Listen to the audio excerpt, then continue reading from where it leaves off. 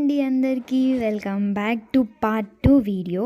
నేను ఇండియా నుంచి యూఎస్ఏకి వచ్చిన పార్ట్ 1 వీడియో ఆల్రెడీ రిలీజ్ చేశాను. ఇది పార్ట్ 2 వీడియో.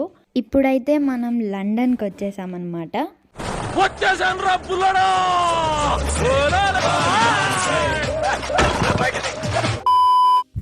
సో నా నెక్స్ట్ ఫ్లైట్ వచ్చి చార్లెట్కి టెర్మినల్ 3లో ఉంది. అది 16:55కి స్టార్ట్ అవుతుంది. ఈ బోట్స్ అన్నిటిని చూసుకొని ఫాలో అయిపోయి వెళ్ళిపోవడమే టెర్మినల్ 3కి. టెర్మినల్ 3 కింద ఉందన్నమాట. సో కిందికి వెళ్ళి మళ్ళీ ఇంకో సైడ్ నుంచి పైకి వెళ్ళాలి.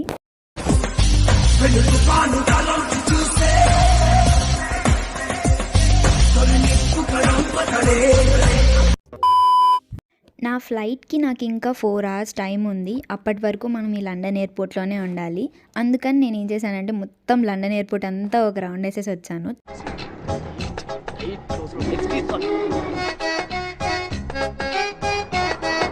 యాక్చువల్లీ యూఎస్తో కంపేర్ చేస్తే లండన్లో కొంచెం రేట్ ఎక్కువే. ఇండియన్ రూపీస్తో కంపేర్ చేస్తే యుఎస్ఏలో $1.82 అయితే లండన్లో £1 అంటారు. £1 = 105 రూపీస్ అనమాట.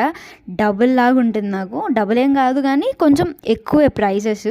అందుకే ఆ ప్రైజెస్ అన్నీ చూడలేక బయట వచ్చేసాను. ఇంకా మన గేట్ నెంబర్ డిస్ప్లే చేశారనమాట. గో టు గేట్ 18 అన్నారు. సో మనం అక్కడికి వెళ్ళాలి.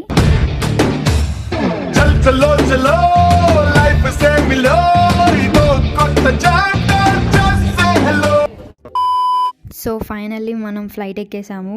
ఫస్ట్ నేను చేసిన పని ఏంటంటే ఏదో ఒకటి మనం చూడని సిరీస్ అయినా మూవీ అయినా చూద్దామని చెప్పి చూస్తే ఫ్రోజన్ కనిపించింది. నేను చూడలే ఫ్రోజన్ 1, ఫ్రోజన్ 2 చూసా. సో ఫ్రోజన్ 1 ఇక్కడ చూస్తున్నాను.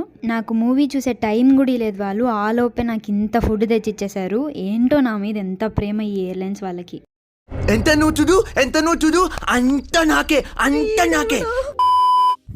ఈ మొత్తం ఫుడ్లో ఓన్లీ ఒక కేక్ మాత్రమే బాగుంది, ఇంకేవి బాగాలేదు. అందుకని కొంచెంసేపు తర్వాత మ్యాప్ చూసుకుంటూ ఇంకొద్దిసేపట్లో మనం చార్లెట్ రీచ్ అయిపోతాము. దాని తర్వాత మనం వెళ్ళాల్సిన ఫైనల్ డెస్టినేషన్ సెయింట్ లూయిస్ అనమాట.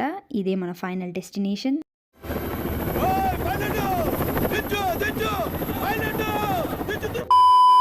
ఇప్పుడైతే నేను చార్లెట్కి రీచ్ అయిపోయాను అనమాట. యుఎస్ఏలో ఏ ప్లేస్లో ల్యాండ్ అయినా మనం ఫస్ట్ చేయాల్సింది ఇమిగ్రేషన్ చెకింగ్. ఇది ఇంటర్నేషనల్ స్టూడెంట్స్కి వర్తిస్తుంది, యుఎస్ సిటిజన్స్కి కొంతమందికి వర్తిస్తుంది. నా ఇమిగ్రేషన్ ఎలా అయిందంటే అది ఇమిగ్రేషనా అని తెలుసుకునే లోపల అయిపోయింది. ఏం లేదు, పాస్పోర్ట్ తీసుకున్నారు, చెక్ చేసి ఒక పేపర్ పైన స్టాంప్ వేసి పంపించారు, అంతే. నాకు మళ్ళీ తెలిసింది ఓహో అది ఇమిగ్రేషనా అనేసి. లేకపోతే ఇంకా ఎక్కువ ప్రిపేర్ అయ్యి వెళ్ళిండేదాన్ని. నార్మల్ కూల్గా వెళ్ళండి, ఏం కాదు. ఇంకా అక్కడ అయిపోయినాక ఇక్కడ బ్యాగేజ్ కలెక్ట్ చేసుకోవాలి. ఎందుకంటే చెప్పారు కదా యూఎస్లో ఫస్ట్ ఎక్కడ దిగుతామో అక్కడి నుంచి మొత్తం ప్రాసెస్ మళ్ళీ చేసుకోవాలి. సో ఇక్కడ బ్యాగేజ్ కలెక్ట్ చేసుకొని మళ్ళీ ఇక్కడే చెక్ ఇన్ చేయాలి. అది మనకి సెయింట్ లూయిస్కి నా డెస్టినేషన్ ప్లేస్కి రిసీవ్ అవుతుంది. సో లగేజ్ కొంచెం లేట్గా వచ్చినా అక్కడ మొత్తం చెక్ ఇన్ చేసేసిన తర్వాత వచ్చిన ఆనందం అది. ఇప్పుడు అసలైన ట్విస్ట్ ఏంటంటే ఇక్కడ నాకు 11 hours లే ఓవర్. నెక్స్ట్ ఫ్లైట్ నాకు ఇంకా 11 hours తర్వాతే ఉంది. ఎంత హాయి రే ఎంత మధురమే హాయి. ఎయిర్పోర్ట్ మొత్తం అలా ఒక రౌండ్ వేసొద్దామన్నా కూడా కుదరలేదు. ఎందుకంటే మొత్తం అన్ని షాప్స్ క్లోజ్లోనే ఉన్నాయి. అది టైం 11 అవుతుంది అప్పుడు. సో ఎందుకులే ఊరికే తిరగడం అటు ఇటు అని చెప్పి ఒక మంచి ప్లేస్లో కూర్చొని ఫోన్ ఛార్జింగ్ పెట్టేసి మేము ఇండియా నుంచి తెచ్చుకున్న ఐటమ్స్ తింటూ కూర్చున్నాను. ఆ నైట్లో నిద్రపోలేము. ఎందుకంటే క్యాబిన్ బ్యాగ్ ఇంకా బ్యాక్ ప్యాక్ మన దగ్గర ఉంది, కొంచెం జాగ్రత్తగా ఉండాలి. సో మనం సూర్యుడి కోసం వెయిట్ చేసాము. సూర్యుడు నీరసం వస్తుందయ్యా.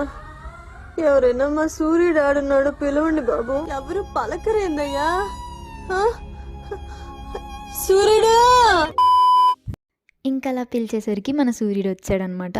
మన సూర్యుడు వస్తే అర్థం ఏంటి, మన ఫ్లైట్కి టైం పడుతుందని అర్థం.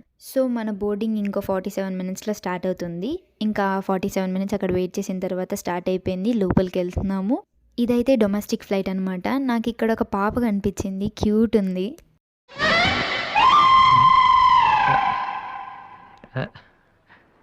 చిచి హలో పాపా, చీచి చిన్న పాపా, హలో హలో హలో పాపా. ఏంటమ్మా ఏమైంది? ఎందుకు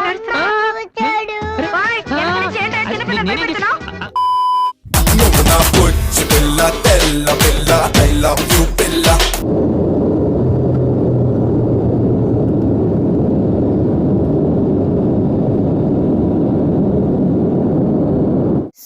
ఇంకా ఆ పాపని చూస్తూ ఉండేటప్పటికే మా పైలట్ అన్న ఫ్లైట్ స్టార్ట్ చేసి గాల్లో ఎగిరిచ్చేసాడు. ఈ ఫ్లైట్ జర్నీ అయితే నాకు జస్ట్ 2 అవర్సే కాబట్టి నాకు ఫుడ్ అలాంటి పెద్ద పెద్ద పదార్థాలు ఏం వాళ్ళు తెచ్చిలేదు. జస్ట్ ఒక బిస్కెట్ ఇచ్చి కోకో ఫైనల్ డెస్టినేషన్కి రీచ్ అయిపోయాను అనమాట, సెయింట్ లూయిస్.